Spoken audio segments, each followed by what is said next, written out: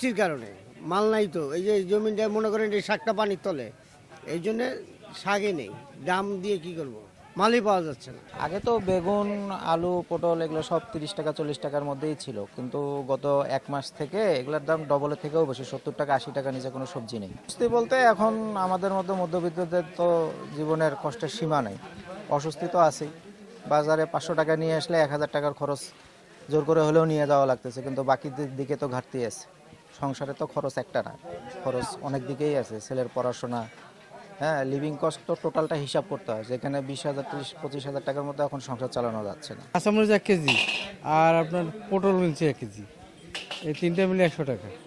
আর সেটা এখন ডবল দাম করলে 60 টাকা, আর আপনার ভেন্ডিও 60 টাকা, মানে পটলও 60 টাকা।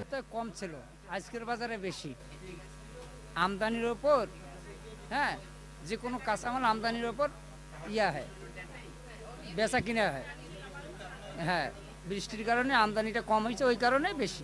আগে মনে করেন একটু দাম কম ছিল, এখন 1 সপ্তাহ পরে একটু মনে করেন দাম মনে করেন উলটপালট হয়ে গেছে। আর যখন মনে করেন আমদানি কমে যায় তখন দাম বাড়ছে, এখানে অন্য কিছু কারো কিছু করার নেই। গত এক সপ্তাহের তুলনায় সবজির বাজারে আজকে 50 থেকে 60 টাকা কেজিতে দাম বেড়েছে।